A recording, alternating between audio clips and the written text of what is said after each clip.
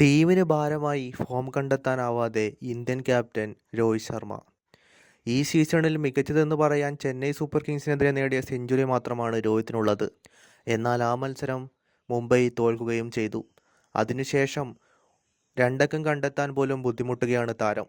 Indian ക്യാപ്റ്റനായി world cup ടീമിൽ ഇടം നേടിയ രോഹിത് ശർമ്മയുടെ ഈ ഫോമില്ലായ്മ ഇന്ത്യൻ ടീമിനെ തന്നെ തലവേദനയാവുകയാണ്. ഈ സീസൺ മുതൽ മുംബൈ ഇന്ത്യൻസ് ക്യാപ്റ്റൻ സ്ഥാനത്ത് നിന്ന് രോഹിത്തിനെ മാറ്റിയിരുന്നു.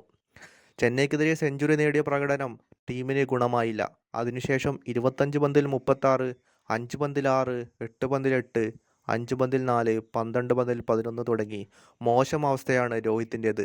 രോഹിത് ഫോം കണ്ടെത്താനാവാതെ വിഷമിക്കുമ്പോൾ മുംബൈയും അതിൻ്റെ പ്രത്യാഘാതം അനുഭവിക്കുന്നുണ്ട്. മുംബൈ ഇപ്പോൾ പോയിന്റ് ടേബിളിൽ അവസാന സ്ഥാനത്താണ്. ഇന്ത്യൻ ടീമിൽ രോഹിത്തിൻ്റെ പ്രകടനം ഇമ്പോർട്ടൻ്റ് ആണ്. ടീമിന് ഭാരമായി ഫോം കണ്ടെത്താനാവാതെ ഇന്ത്യൻ ക്യാപ്റ്റൻ രോഹിത് ശർമ്മ.